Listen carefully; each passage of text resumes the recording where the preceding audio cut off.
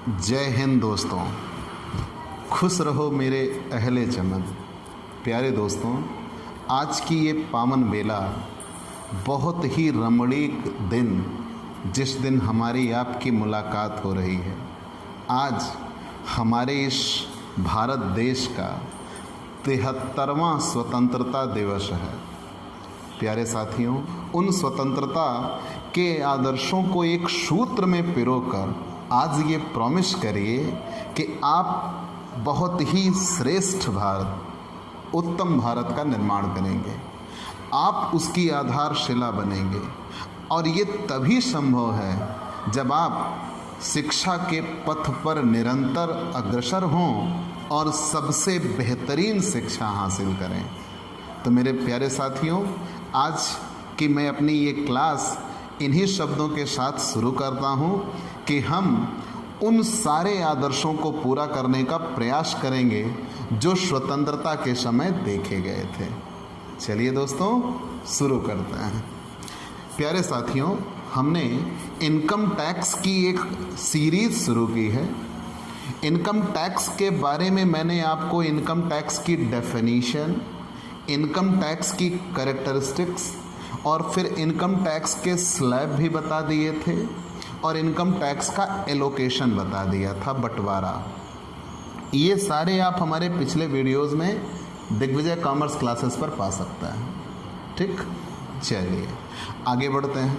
आज का हमारा बहुत ही रोचक टॉपिक है। प्यारे साथियों, ये मान के चलिए इस टॉपिक को पढ़ाने के लिए इससे बेहतर दिन तो कोई मिल ही नहीं सकता। मैं ऐसा क्यों कह रहा हूँ, अभी आप समझ जाइएगा। ठीक, मैंने ये कहा कि आज का हमारा टॉपिक है टैक्स एवेजन, मतलब कर वंचना। कर वंचना, कर वंचना। दूसरा होता है कर बचाव, टैक्स एवॉइडेंस, कर बचाव। और तीसरा होता है कर नियोजन। ठीक, टैक्स प्लानिंग, कर नियोजन। कर वंचना का ही एक दूसरा नाम होता है, कर वंचना का ही एक दूसरा नाम होता है कर की चोरी। ठीक, कर की चोरी। प्यारे साथियों, मैंने आज के इस वीडियो की शुरुआत की, या यूं कह लीजिए प्यारे साथियों, मैंने आज के इस क्लास की शुरुआत की तो आपसे ये कहा कि हमें एक श्रेष्ठ भारत का निर्माण करना है और श्रेष्ठ भारत के निर्माण करने के लिए हमें कुछ बुनियादी आवश्यकताओं को पूरा करना है। जैसे हमें शिक्षा की ओर अग्रसर होना है। हम किसी भी समस्या की मूलभूत जड़ अगर तलाशें, जैसे भारत की सबसे बड़ी समस्या क्या है? भाई, हम कृषि प्रधान देश हैं, हमारे यहाँ एग्रीकल्चर है, लेकिन फिर भी हमारे यहाँ 70% लोग कृषि पर निर्भर होने के बावजूद हमारे यहाँ गरीबी है। क्यों? इन सब बातों का एकमात्र जवाब है कि हमारे यहाँ कहीं न कहीं इलिटरेसी पाई जाती है। हम शिक्षित नहीं हैं, साक्षर नहीं हैं। तो आज के दिन इस स्वतंत्रता दिवस, 73वें स्वतंत्रता दिवस पर हमें ये प्रॉमिस करना होगा, ये निर्णय लेना होगा कि हम शिक्षा की इस अलख को दूर दूर तक ले जाएंगे। ठीक, ये मेरा भी एक छोटा सा प्रयास है कि मैं इस दिग्विजय कॉमर्स क्लासेस के ज़रिए, जब ऑफलाइन पढ़ाई लगभग ठप हो चुकी हैं इस कोरोना वायरस की वजह से, तब उस परिस्थिति में मैंने दिग्विजय कॉमर्स क्लासेस नामक यूट्यूब चैनल बनाया और इस चैनल पर मैं आपको एक कॉमर्स की एकेडमिक पढ़ाई पढ़ाने का अनवरत प्रयास कर रहा हूँ। बस आपका थोड़ा सा साथ सहयोग चाहिए, हम एक सुनहरे अध्याय की ओर बढ़ें। ठीक भैया, इसमें सिर्फ आपको इतना करना है, आप अपने दोस्तों से साझा करिए, शेयर करिए, सब्सक्राइब करिए, हम आगे चलते हैं। हमने ये कहा हमें एक श्रेष्ठ भारत का निर्माण करना है, मान लिया। तो श्रेष्ठ भारत के निर्माण में हमारा प्रयास तो एक छोटा प्रयास होगा, लेकिन हमारे जैसे 150 करोड़ लोग हैं, भारत की जनसंख्या है। जब हमारे जैसे 150 करोड़ लोग मिल जाएं, हम ये सोचते हैं कि हम ये बहुत ज़्यादा जन की पावर है, तो हम ये क्यों नहीं सोचते कि बहुत ज़्यादा जहन की पावर है। अगर हम इसे सोच लें कि ये 150 करोड़ ब्रेन पावर भी है तो हमसे ज़्यादा समृद्धशाली तो कोई नहीं है। मतलब हम इतने समृद्ध हैं, फिर हम गरीब क्यों हो रहे हैं? तो कहीं ना कहीं कुछ दिक्कत है। हमारे प्रधानमंत्री साहब ने कल टैक्स के बारे में बहुत अच्छी बातें शुरुआत की और उन्होंने कई बेहतरीन टॉपिक दिए। वो हमने आपको लिंक में प्रोवाइड कर दिया है कि उनके उस भाषण का क्या क्या एक प्रकार से समझ लीजिए निष्कर्ष निकला। लेकिन आज हमें ये जानना है कि इस देश के नागरिक होने के नाते कुछ हमारे भी नैतिक कर्तव्य बनते हैं। जैसे हमारे नैतिक कर्तव्य क्या बनते हैं? हमारे नैतिक कर्तव्य यह है कि हम एक अगर टैक्स पेयर हैं, टैक्स चुकाना है हमें, तो हम टैक्स चुकाएं, सही टैक्स चुकाएं। अगर हम टैक्स चुकाते हैं तो हम जैसे जितने लोग टैक्स देने वाले होंगे, जब वो टैक्स चुकाएंगे तो उससे गवर्नमेंट को एक रेवेन्यू आएगा। जब उससे गवर्नमेंट को एक रेवेन्यू आएगा तो गवर्नमेंट उसी पैसे से उन व्यक्तियों के लिए जो सुविधा प्राप्त नहीं है, जिनके पास सुविधाओं का अभाव है, उनके डेवलपमेंट पर वो पैसे खर्च किए जाएंगे। जब सरकार उनके डेवलपमेंट पर वो पैसे खर्च करेगी, उस पैसे से एक श्रेष्ठ भारत का निर्माण होगा। तो ये एक छोटी कड़ी है, लेकिन जब ये कड़ियों से कड़ियाँ मिलती चली जाएंगी तो ये पूरा एक विशाल रूप धारण कर लेगी। हमें उसकी ओर चलना है। तो प्यारे बच्चों, आज आप ये देखिए, कर वंचना आज का टॉपिक है। कर वंचना, कर की चोरी। क्या आप ये सोचते हो कर की चोरी होती है? मैं सोचता हूँ हाँ, होती है। अगर ये सच है तो आज मेरे द्वारा कुछ ऐसी बातें भी बताई जाएंगी जो आपने हो सकता है ना सुनी हो, और अगर आपने सुनी हैं तो आपको उनको बहुत गहराई से बताऊंगा। अगर ये किसी के दिल को बात छू जाए कि हाँ नहीं ऐसा किया जाता है, कुछ कटु शब्द निकल जाए, तो पहले ही सॉरी बोल देता हूँ। कैसे? आइएगा जानते हैं कर वंचना होती क्या है। कर वंचना शब्द टैक्स एवेजन, कर की चोरी को कहा जाता है। ये एक अनैतिक है, राष्ट्र विरोधी है। ठीक, ध्यान देना, मैंने कहा ना कि ये अनैतिक है, राष्ट्र विरोधी है और इसके लिए दंडित भी किया जा सकता है। लेकिन आखिर ये कर की चोरी होती क्या है? जब किसी व्यक्ति की आय ज़्यादा हो, उस पे लगने वाला कर ज़्यादा हो, लेकिन व्यक्ति क्या करे, अपने झूठे खर्चे दिखाए। पूरी बात समझते चलिएगा मित्र। मैंने ये कहा जब किसी व्यक्ति की आय ज़्यादा हो, आय ज़्यादा होने के साथ साथ उसके आय ज़्यादा हो, उसके खर्चे कम हो, उसकी हानियाँ कम हो, लेकिन उस व्यक्ति ने किया क्या, अपनी आय को कम दिखाया। जितनी एक्चुअल इनकम थी उससे कम दिखाया, खर्चे ज़्यादा दिखाए, हानियाँ ज़्यादा दिखाया। तो उस परिस्थिति में हुआ क्या, उसकी आय घट गई।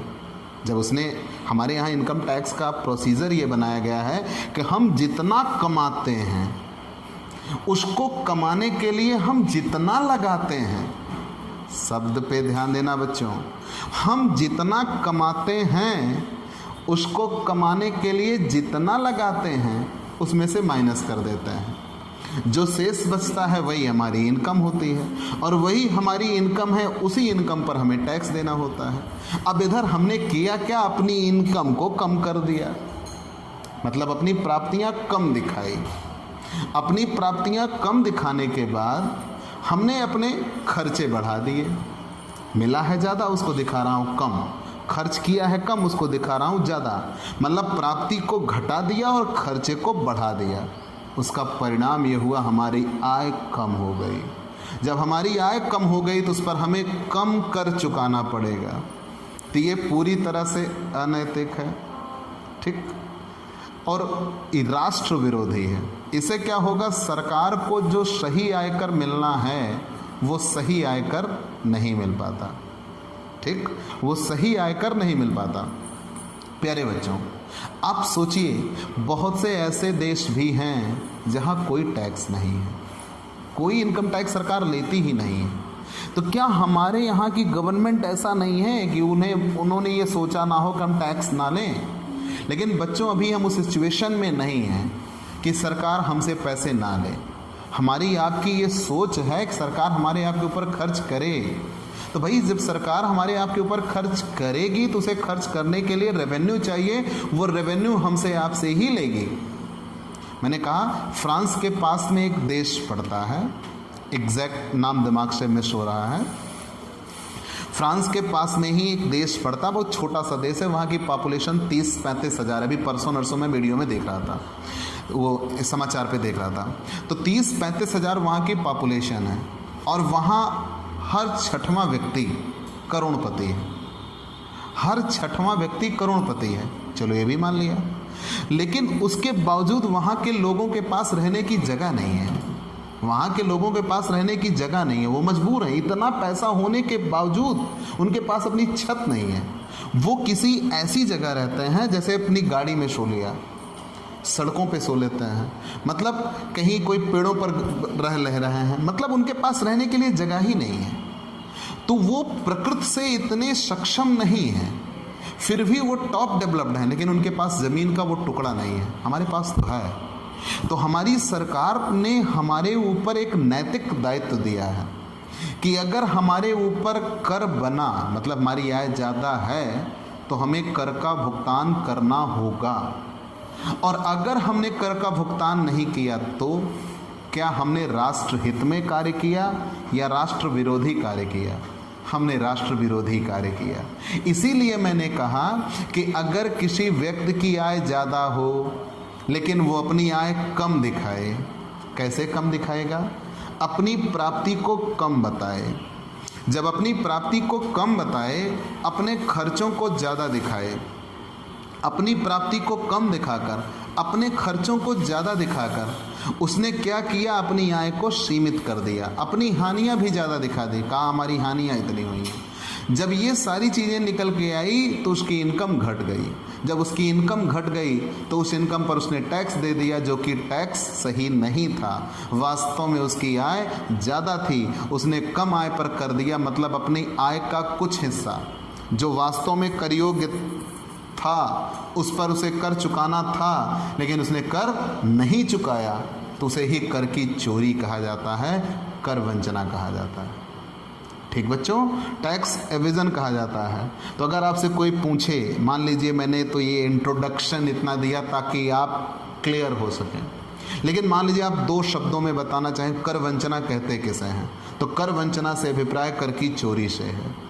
जब कोई व्यक्ति अपनी आय को कम दिखाए, अपनी प्राप्तियों को कम दिखाए, अपने खर्चों और हानियों को ज़्यादा दिखाए, तो उसकी आय कम हो जाएगी। जब आय कम हो जाएगी तो वो झूठे खर्चे दिखाकर अपनी आय घटाकर टैक्स बचाता है। तो जब वो टैक्स को कम करता है तो इसे ही टैक्स की चोरी कहते हैं। मतलब वास्तव में उसकी वो आय कर योग्य थी, उस पर उसे कर देना था, लेकिन उसने उस पर कर नहीं दिया, उसे ही कर की चोरी कहा जाता है।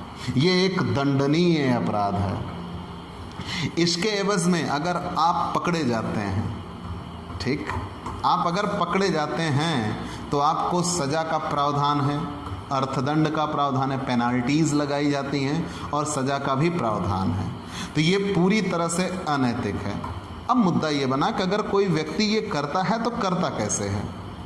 जी नहीं, वो बिल्कुल करने में सक्षम नहीं है। यदि आप शिक्षित हैं, यदि आप जागरूक हैं, तो वो ये करने में सक्षम नहीं है। कैसे? प्यारे बच्चों, आप किसी भी व्यक्ति के यहाँ सामान खरीदने जाते हो, किसी दुकानदार के यहाँ, वो 1 रुपए का ही सामान क्यों ना खरीदो, आप उससे पक्की रसीद लीजिए। अब मेरे कुछ अपने हैं जिनके यहाँ मैं गया सामान खरीदने के लिए, मैं नाम नहीं बता सकता, सॉरी, ठीक, लेकिन मेरे कुछ अपने हैं, मैं उनके यहाँ सामान खरीदने के लिए गया तो उन्होंने मुझे 2 ऑप्शन दिया। कहा ये मैं पक्का बिल दूंगा, कहा ये सामान है, इस सामान का मैं पक्का बिल दूंगा, पक्की रसीद, पक्की रसीद मतलब आप जीएसटी बिल कह लीजिए। कहा पक्की रसीद दूंगा, लेकिन एक शर्त होगी, अगर इस सामान में कोई क्लेम आता है तो फिर आप मेरे पास नहीं आइएगा, आप जाइएगा, आप कंपनी के पास जाइए, कंपनी वापस करेगी, जब मिलेगा 10 दिन 15 दिन 20 दिन 50 दिन वो आपका हेडक होगा, मेरा नहीं। मैंने कहा भाई दूसरा बता दो। तो उसने दूसरा ऑप्शन मुझे ये बताया कि ये रहा, मैं कोई आपको पक्की रसीद नहीं दूंगा, लेकिन अगर आप में इसमें कुछ दिक्कत होती है तो तुरंत आप लेके आइए, सामान दूसरा लेके जाइए। तो आप कौन सा ऑप्शन चुनोगे? पक्का रसीद? कभी नहीं चुनोगे, तो आप कच्ची रसीद चुनोगे। लेकिन यही चीज़ें हो के उस सिचुएशन में क्या करता है वो दुकानदार, उस सिचुएशन में दुकानदार अपनी जो एक्चुअल सेल होती है उसको घटाने का प्रयास करता है और आप उसकी मदद करते हो। आपने मदद ये की कि आपने उसे पक्की रसीद नहीं ली, आप उसका जीएसटी बिल लीजिए। जब आप उसका जीएसटी बिल लेंगे तो उन सामानों को वो वास्तविक बिक्री पर बेचेगा, वास्तविक बिक्री दिखाएगा, और उसके द्वारा जो बिक्री की जाएगी उस पर उसे टैक्स चुकाना होगा, फिर वो अपनी बिक्री को घटा नहीं सकता। सरकार ने ये प्रयास किए हैं। और दूसरी चीज़, आप उस पक्की रसीद को रखकर आगे के लिए भविष्य में किसी भी कंज्यूमर फोरम आदि में अगर आपको ज़रूरत पड़ी तो आप उसमें जा सकते हो।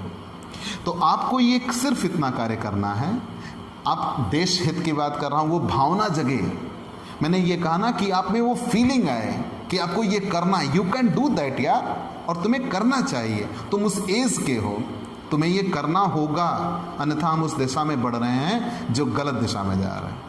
ठीक बच्चों, तो आप कोई भी कार्य करिए, किसी से सामान खरीदिए, कोई पेमेंट करिए, आपको उसकी रिसिप्ट चाहिए, ओरिजिनल रिसिप्ट, पक्की रसीद चाहिए जो जीएसटी के साथ हो। ठीक, जब आप वो पक्की रसीद लेंगे तो वो सामने वाला व्यक्ति अपनी बिक्री को घटा नहीं पाएगा। ठीक, अब अपनी बिक्री वो घटा नहीं पाएगा, उधर जो उसके वास्तविक खर्चे होंगे उनको दिखाएगा। ठीक, हानियाँ हुई कि नहीं हुई वो उनको नहीं छिपा पाएगा। तो जब ये सारी चीज़ें होंगी तो वास्तविक कर का भुगतान होगा। तो ऐसे ये मैंने एक टॉपिक उठाया कि विक्रेता कैसे कर सकता है। ऐसे ही आप आस पड़ोस में कोई भी देख सकते हो। लेकिन सरकार ने इसका उपाय क्या किया, सरकारों ने क्या प्रयास किया कि ये रुके। सरकार तरह तरह से छापे, तलाशियाँ, रेड। जी याद आया आपको भाई, कॉपीराइट इशू है, लेकिन फिर भी हम आपको बताते हैं। मुझे बहुत पसंद आई, बहुत पसंद आई अजय देवगन साहब की रेड फिल्म। अब आप कह रहे होंगे इनकम टैक्स में ये क्या, आप देखिए पूरी फिल्म इनकम टैक्स पर है, बेस्ट है, ऐसी मूवी आपको देखना चाहिए रेड फिल्म। उसमें आपको पूरी हकीकत जो इनकम टैक्स ऑफिसर के तौर पर सामने आती हैं आपको वो दिखाया गया है कि एक आयकर का व्यक्ति, ध्यान देना बच्चों, आयकर का व्यक्ति, आयकर अधिकारी अगर है तो वो कहाँ से लिंकअप करके कितनी खबर रखता है और अंत में आके आपसे वो ले जाएगा। ठीक, तो यहाँ ये ध्यान में देना है, सरकार ने टैक्स की चोरी पकड़ने के लिए तरह तरह की योजनाएं बनाई, छापे, जामा, तलाशियाँ, स्वेच्छा प्रकटन योजना, ETC, कई चीज़ें लेकर आया। सरकार ने कई विकल्प उपाय बनाए कि ताकि कर की चोरी रोकी जा सके।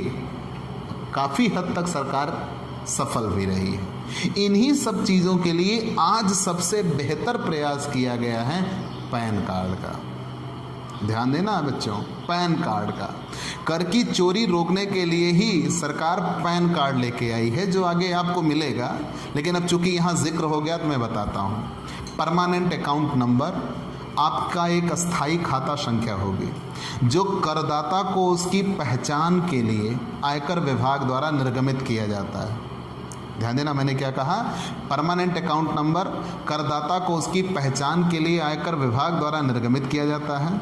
वास्तव में एक प्लास्टिक का लेमिनेटेड कार्ड होता है जिस पे आपकी फ़ोटो होगी, आपका नाम होगा और 10 अंकों का एक खाता संख्या होगी। लेकिन जो वो 10 अंकों की खाता संख्या होगी उसमें कुछ अल्फ़ाबेट होंगे और कुछ आपके न्यूमेरिक होंगे, उनको मिलाकर एक सीरीज़ बनाई गई होगी जो आपको अलॉट किया जाएगा। ठीक, और ये आपकी पहचान के लिए होगा। इनकम टैक्स की निगाह में आप उसी नाम से जाने जाओगे। ठीक बच्चों। तो कुछ ऐसे ट्रांजैक्शन है, जैसे आप किसी होटल में जाइए 25,000 का बिल पेमेंट करिए, तो आप बिना पैन कार्ड के नहीं पे कर सकते। आप बैंक में पैसे निकालने जाइए, जमा करने जाइए, 50,000 का अगर डिपॉजिट करना है तो बिना पैन कार्ड के आप नहीं कर सकते। तो सरकारों ने ये प्रयास किया कि कर की चोरी रोकी जा सके, लेकिन अंतिम सत्य यह है कि कहीं ना कहीं हमें खुद जागरूक होना होगा, तब ये रुक पाएगा। ठीक बच्चों, तो पूरी लाइन क्या है? कर वंचना आप जान लीजिए। टैक्स की चोरी, जब कोई व्यक्ति अपने झूठे खर्चे दिखाकर, झूठी हानियां दिखाकर, अपनी प्राप्ति को कम दिखाकर, वास्तव में बिक्री वगैरह ज़्यादा हो लेकिन बिक्री को कम दिखाकर अपनी आय घटा देता है। जब वो अपनी आय घटा देता है तो उस घटी हुई आय पर वो कर देता है, जबकि वास्तव में उसे अत्यधिक इनकम पर कर देना होता है। तो जब वो उस कम आय पर कर देता है तो उसके द्वारा ये किया गया कार्य कर वंचना कहलाता है, कर की चोरी कहलाता है। मतलब वास्तव में एक ऐसी आय पर कर देना था जो कि ज़्यादा थी, लेकिन उस व्यक्ति ने कम आय पर कर दिया, अपनी वास्तविक आय छिपाई, तब उसे ही कर की चोरी कहा जाएगा। ये अनैतिक है, राष्ट्र विरोधी है और इसके लिए आपको दंडित भी किया जा सकता है। पेनाल्टी और सज़ा दोनों हैं। ठीक बच्चों, टैक्स एवॉइडेंस। टैक्स एवॉइडेंस है क्या? कर बचाओ। तो कर वंचना आपको समझ में आ चुका होगा, आ गया ना जी? हाँ भाई, सबको समझ में आया, अच्छी बात है। चलिए, अगर भैया व्यापारी वर्ग हो तो ऐसा कुछ नहीं है, हम भी आपके साथ हैं, लेकिन आप वो सही कार्य, उस सही दिशा में कदम बढ़ाइए जो राष्ट्र हित में हो। ठीक, तो टैक्स एवॉइडेंस, टैक्स एवॉइडेंस किसे कहेंगे? कर बचाओ। टैक्स एवॉइडेंस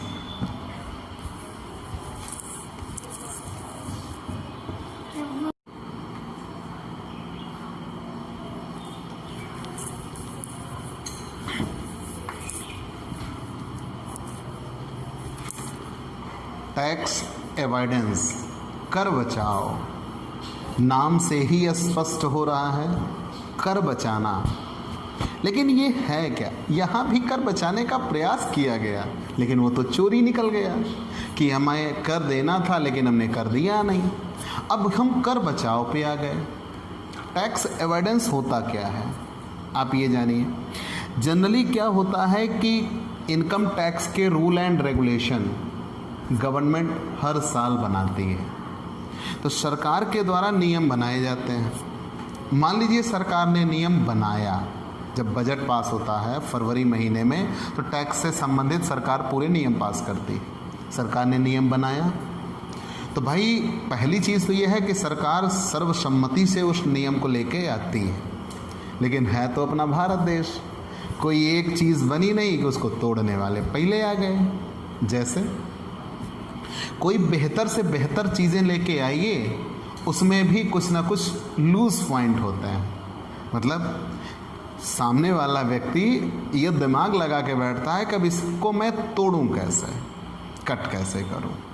ठीक, तो उस जगह पे क्या होता है कि इनकम टैक्स के द्वारा कुछ रूल एंड रेगुलेशन बनाए गए, लेकिन उस रूल एंड रेगुलेशन को बनाने में कुछ कमियां रह गई, कुछ कमियां रह गई, या ऐसी बातें रह गई जिनका सामने वाले ने फ़ायदा उठा लिया।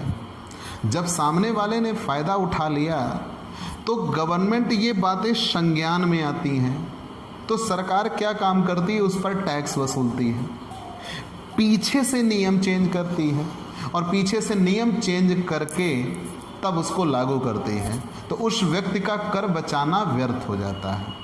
और अगर ऐसा नहीं हो पाया तो जैसे मान लीजिए मैं अपनी बात करूं कि इनकम टैक्स के बनाते समय उसमें कुछ कमियां रह जाएं रूल एंड रेगुलेशन में, उन कमियों का मैंने फ़ायदा उठा लिया, तो मैंने क्या काम किया? ना तो इनकम टैक्स के नियम का पालन किया और ना ही मैंने उसका विरोध किया। ध्यान देना, अगर कहीं ऐसा होता कि मैं टैक्स के नियमों का विरोध कर रहा होता तो वो कर की चोरी थी। तो यहाँ मैंने ये किया कि टैक्स टैक्स देने के लिए जो नियम बनाए गए थे उन नियमों में कुछ कमियां थी, कुछ लूज पॉइंट था। मैंने उसका फ़ायदा उठाया, उसका फ़ायदा उठाकर अपने कर भार को कम कर दिया। ठीक, जब मैंने अपने कर भार को कम कर दिया तो उस पर ये निकल के आया सामने कि कहीं भी ऐसा अगर हो, ध्यान देना बच्चों, कहीं भी अगर ऐसा हो तो इससे सरकार को नुकसान हो रहा होगा। तो सरकार जैसे ही इन बातों के संज्ञान में आएगी, सरकार तुरंत अपने नियमों में बदलाव करती है, तुरंत ये व्यवस्था बनाती है कि आगे ऐसा और कोई व्यक्ति ना कर पाए। ठीक, सरकार बैक डेट से उस नियम को बदलती है। जब बैक डेट से उस नियम को बदलती है तो उस व्यक्ति का कर बचाना व्यर्थ हो जाता है। इसे ही कर बचाव कहते हैं। तो पूरी बात यह है कि यदि इनकम टैक्स के बनाते समय कुछ कमियां रह जाएं, उन कमियों का फ़ायदा उठाकर हम अपने कर भार को कम कर लें तो उसे ही कर बचाव कहा जाता है। आपको एक उदाहरण देते हैं। सॉरी, ये एक लाइव क्लास है, कोई भी देख सकता है, तो मैं नाम नहीं ले सकता। अगर यहीं आप मेरी कोचिंग में बैठे होते तो मैं उस व्यक्ति के नाम के साथ आपको बताता। लेकिन अब आप जानिए कि हमारे भारत देश में एक बहुत ही बड़ी अदाकारा मतलब एक्ट्रेसेस, हीरोइन कह लीजिए, उनकी शादी थी। तो इनकम टैक्स का एक रूल है क्या, रूल था, आप ऐसा कह लीजिए। तो रूल ये था कि अगर किसी व्यक्ति के कपड़े हैं तो क्लॉथ, वो तो अभी भी है, अगर किसी व्यक्ति के कपड़े हैं तो वो व्यक्तिगत उपयोग की वस्तुएं हैं। तो जो पर्सनल यूजेस थिंग्स हैं उन्हें हम कैपिटल नहीं कहते, और अगर उन्हें बेचा जाएगा तो कैपिटल गेन नहीं होगा, वो एग्जेम्प्ट होगा, कर मुक्त होगा।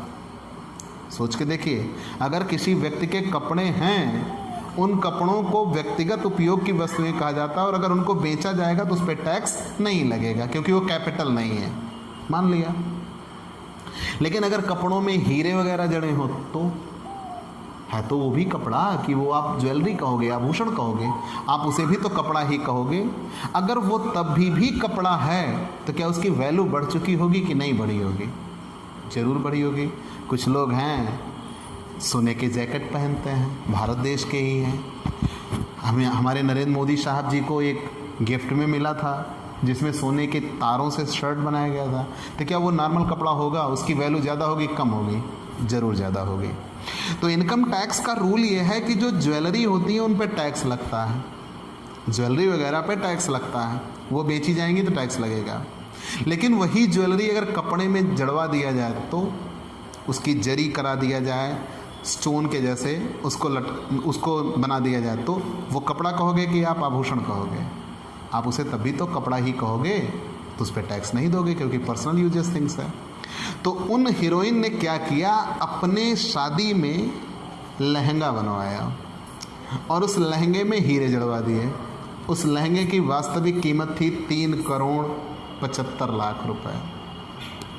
जब उन्होंने वो शादी में लहंगा बनवाया, 3,75,00,000 रुपए में वो लहंगा बनके तैयार हुआ। ठीक, अब मान के चलिए उन्होंने वो लहंगा बेचा तो वो तो उसी रेट से बिकेगा क्योंकि उसमें हीरे वगैरह लगे हुए हैं, और उस पर उनको टैक्स नहीं देना होगा क्योंकि वो व्यक्तिगत उपयोग की वस्तु है। अगर वही हीरा अलग होता और कपड़े अलग होते तो हीरे पे टैक्स लगता और कपड़े पे टैक्स ना लगता। तो ये तो था कर बचाव करने का तरीका कि आभूषण को क्या बना दिया जाए, कपड़ा बना दिया जाए। अब गवर्नमेंट रूल क्या लेके आई, तो गवर्नमेंट ने ये कहा कि अगर कोई कपड़ा है तो वो व्यक्तिगत उपयोग की वस्तु है, उस पर टैक्स नहीं लगेगा। अगर आप उसको बेच के कुछ पैसे कमाते हो तो उस पर आपको टैक्स नहीं देना।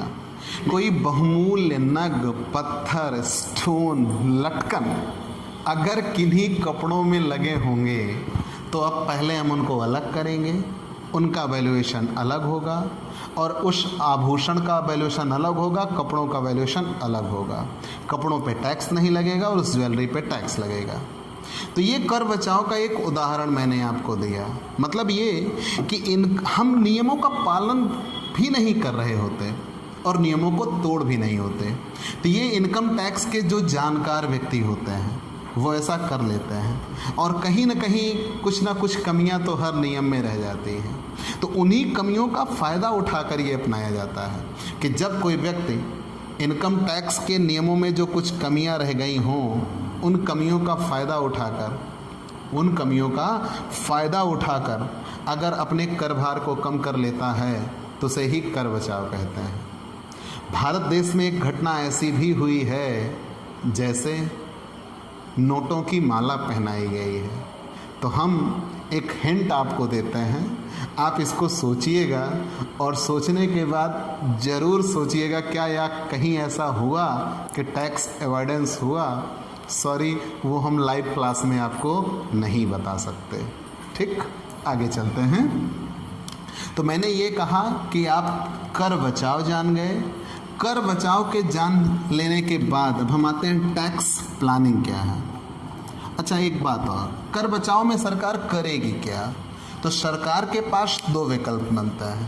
पहला तो सीधी सी बात यह है कि जिस व्यक्ति ने उन नियमों को तोड़ा, या कह लीजिए तोड़ना तो नहीं कहिए, जो उन नियमों में जो कमियां थी उन कमियों को उजागर किया, सबसे तो वो बताएगा नहीं कि नहीं ऐसा मैंने किया है, खुद से रखेगा।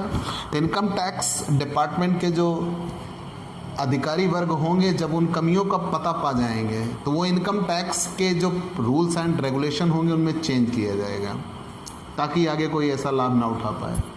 और इनकम टैक्स के उन रूल एंड रेगुलेशन में बैक डेट से भी ये प्रावधान किए जा सकते हैं।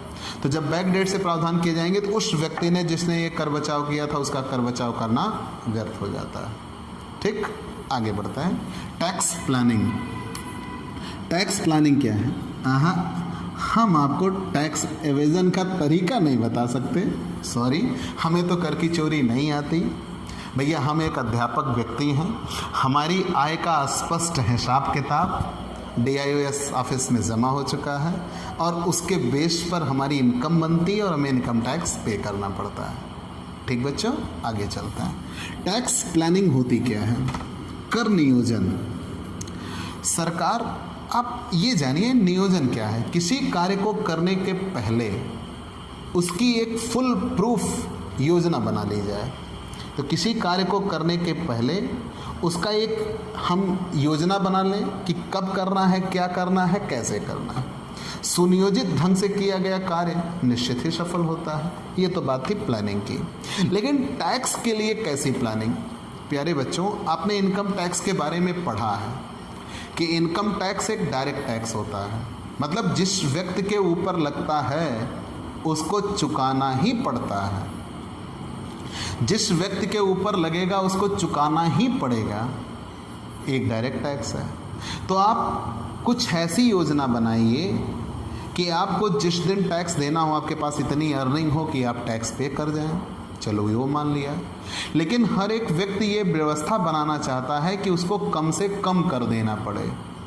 तो हमारे इनकम टैक्स डिपार्टमेंट के द्वारा ये व्यवस्था बनाई गई है कि यदि आप पूर्णतः उन नियमों का पालन करते हैं तो आपका टैक्स चार्ज होगा वो कम होगा। जैसे कुछ चीज़ें हम आपको बताते हैं। हमारे इनकम टैक्स में ये विधान है कि सरकार ने तरह तरह के आपको विकल्प दिए हैं। अगर आप उन विकल्पों का पालन करते हैं, जैसे आप LIC करा लीजिए, तो जब आप LIC कराते हो तो LIC कराने पर आप उसका प्रीमियम जमा करते हो। तो जितना आप प्रीमियम जमा करते हो उस प्रीमियम की आपको छूट मिल जाएगी। तो आपकी जितनी इनकम होगी उस इनकम से वो प्रीमियम घटा दिया जाएगा। 1 लाख तक घटाया जा सकता है। तो 1 लाख तक घटा दिया तो उधर आपने प्रीमियम बचा लिया जिस पे आपको टैक्स नहीं देना पड़ा, और वो प्रीमियम जमा करके भविष्य में आप उसे पैसे भी पा जाएंगे। तो कहने का तात्पर्य है जैसे आपने 10 लाख कमाया, अब आपने 1 लाख रुपए प्रीमियम के जमा कर दिए, तो आप टैक्स तो 10 लाख इनकम है 10 लाख पे देना होगा। ये नहीं कि 1 लाख जमा खर्च कर दिया तो 9 लाख पे देना है। देना तो टैक्स 10 लाख पे था, लेकिन चूंकि आपने वो टैक्स उधर जमा किया, LIC में जमा किया प्रीमियम, तो अब आपको टैक्स कितने पे देना होगा? 9 लाख। और जो प्रीमियम जमा किया इन फ्यूचर वो आपको एक कैपिटल, एक बड़े अमाउंट के साथ मिलेगी। तो इसीलिए कहा जाता है कैपिटल फॉर्मेशन भी हो जाता है। तो वैसे ही जैसे अभी कोरोना वायरस आया हुआ है, तो कोरोना वायरस के लिए जितने लोगों ने सरकारी खजाने में पैसा जमा किया है, ठीक, प्रधानमंत्री राष्ट्रीय आपदा कोष में, तो जितने लोगों ने डोनेट किया तो उनकी कुल आय से वो उतनी आय घटा दी जाएगी, उस पर उन्हें टैक्स नहीं देना पड़ेगा। तो सरकार द्वारा ये तरह तरह की योजना बनाई गई हैं। NSC आप खरीद लीजिए, उस पर आपको नहीं देना पड़ता। आप गवर्नमेंट की योजनाओं में पैसा लगाइए, PPF में पैसा लगाइए, तो वहाँ पे आपको टैक्स नहीं देना पड़ता। ठीक, तो सरकार के द्वारा तरह तरह की योजना बनाई गई हैं। अगर आप उन योजनाओं का फ़ायदा उठाते हो तो आप अपने कर भार को कम कर सकते हो। ये पूरी तरह से नैतिक होगा, लीगल होगा और इसको सरकार प्रमोट करती है। इससे ये होता है कि उस व्यक्ति में वो चोरी की भावना नहीं बनती, वो चोरी भी नहीं करना चाहता और वो पूरी तरह से राष्ट्र के निर्माण में अपना योगदान दे रहा होता है। बेसिकली हमारे यहाँ क्या है, हम ये सोचते हैं हमारे यहाँ टैक्स रेट ज़्यादा है, वाकई ज़्यादा है। आप सऊदीया से तुलना करिए, सऊदीया में 1 भी रुपए का टैक्स नहीं है, वहाँ टैक्स नहीं लगता। कसम से भाई, वहाँ बहुत तगड़ा जुर्माना लगता है। वहाँ इतनी ज़्यादा पेनल्टी लगती है कि उस पेनल्टी से गवर्नमेंट को रेवेन्यू होती है। ठीक, टैक्स के नाम पर नहीं लेते, मान लिया, लेकिन लगा। तो अभी हम ये जानते हैं कि मैंने ये कहा कि गवर्नमेंट को ये काम करने होते हैं। ठीक, गवर्नमेंट ने ये रूल एंड रेगुलेशन इसलिए बनाए हैं ताकि आप सुव्यवस्थित तरीक़ों से योजना बना के कि हाँ, मान लीजिए हम इस जगह पे इतना पैसा लगा देंगे, फिर इस हेड में हम इतना पैसा लगा देंगे, PPF में लगा दिया, LIC में लगा दिया, एजुकेशन के लिए लगा दिया, तो उसके बाद हमारा टैक्स चार्ज कम हो जाएगा। उससे क्या होगा, हर एक व्यक्ति को देने वाला कर भी घट रहा है, सरकार को पूरा हिसाब भी मिल रहा है और दूसरी चीज़ ये होती है कि गवर्नमेंट इसका प्रमोट करती है। ये पूरी तरह से नैतिक होगा, लीगल होगा, इसके लिए आपको प्रमोट भी किया जाता है, सरकार छूट भी देती हैं, ये सारे लाभ आपको मिल जाएंगे। ठीक बच्चों, जैसे मैंने कहा LIC का ही उदाहरण लीजिए, आप PPF का ले लीजिए। जैसे मैं विकलांग हूँ, मेरे लिए क्या है कि 1,50,000 रुपये तक की छूट मिल जाती है। तो ऐसे ही गवर्नमेंट ने ये योजनाएं बनाई हुई हैं। आप उन मदों में अगर आप पैसा जमा करते हो, रखते हो, तो आपकी जो टोटल इनकम होगी वो उतनी कम कर दी जाएगी और उस पर आपको टैक्स नहीं देना होगा। तो ये 3 चीज़ें बच्चों एक लेसन के तौर पर आती हैं, एक लेसन के तौर पर आती हैं, tax evasion, tax avoidance and tax planning. बीच में पैन कार्ड भी मिला, परमानेंट अकाउंट नंबर, लेकिन मैंने बहुत थोड़ा सा बताया चूँकि आगे ये मिलेगा पैन कार्ड। तो पैन कार्ड में आपने जाना कि प्लास्टिक का एक लेमिनेटेड कार्ड होगा, 10 अंकों का एक खाता संख्या होगी, जो आयकर विभाग द्वारा करदाता को उसकी पहचान के लिए दिया जाता है। ठीक, ID प्रूफ तो नहीं है, लेकिन हम जनरली उसे ID प्रूफ के रूप में इस्तेमाल करते हैं, लेकिन ये इनकम टैक्स डिपार्टमेंट द्वारा इश्यू किया जाता है। ठीक बच्चों, आप इतना मान के चलिए कि ये पूरा एक लेसन था, लेकिन ये पहले लेसन में एक टॉपिक के तौर पर दिया है। तो चूँकि आज 15 अगस्त इंडिपेंडेंस डे है, तो कर बचाओ और कर वंचना पढ़ाने के लिए इससे बेहतर दिन तो कोई था नहीं कि आप में वो राष्ट्रीय भावना आज जगी है, आप देश हित में कुछ करना चाहते हो। ठीक भाई, नॉर्मली हम ये देखते हैं कि जो हमारे स्वतंत्रता के वो कह लीजिए कि जिन लोगों के अथक परिश्रम से हमें स्वतंत्रता हासिल हुई, उनके कुछ आदर्श थे, आज उनके आदर्शों पे धूल सी कहीं जमी हुई है। हम उन आदर्शों को भूल चुके हैं। कहीं ना कहीं हम केवल 15 अगस्त, 26 जनवरी, 2 अक्टूबर को ही उन आदर्शों को याद करते हैं। तो आज अगर वो दिन है तो मैंने कहा आज ही मैं इस टॉपिक को पढ़ाऊँगा। ठीक बच्चों, आप मेरी ये क्लास आपको कैसी लगी हमें ज़रूर बताइएगा, इस आशा के साथ कि आपका कमेंट ज़रूर आएगा। आप हमसे जुड़िए और जितना ज़्यादा से ज़्यादा लोगों को शेयर कर पाइए शेयर करिए। ये आपके सिलेबस BCom का इम्पॉर्टेंट टॉपिक है जो तकरीबन हर वर्ष एग्ज़ाम में मिलेगा। ठीक, ऐसे ही आपको सारे टॉपिक मिलते रहेंगे। कल की वीडियो में हम आपको बताएंगे कि गवर्नमेंट ने इस साल 2 स्लैब पास किए हैं। 2 स्लैब, एक पुराना कर स्लैब है और एक नया स्लैब है। कौन बेहतर होगा हम आपको कंपैरिजन करके बताएंगे। ठीक बच्चों, जो क्लास बहुत ही ज़्यादा इम्पॉर्टेंट होगी, तो आप आने वाले दिन में हमसे जुड़िए, अपने दोस्तों को बताइए कि दिग्विजय कॉमर्स क्लासेस पर ऑफलाइन से बेहतर पढ़ाई ऑनलाइन नेटवर्क पर दी जा रही है। वो दिग्विजय कॉमर्स क्लासेस नामक इस यूट्यूब चैनल को सब्सक्राइब करें, बेल आइकॉन दबाएं ताकि हमारे प्रीमियर शो या कह लीजिए लाइव क्लास की जानकारी मिल सके। ठीक बच्चों, इस उम्मीद के साथ कि आप ज़्यादा से ज़्यादा सब्सक्राइब करेंगे, शेयर करेंगे और बेल आइकॉन दबाना नहीं भूलेंगे। हम फिर मिलेंगे, तब तक के लिए बाय बाय दोस्तों।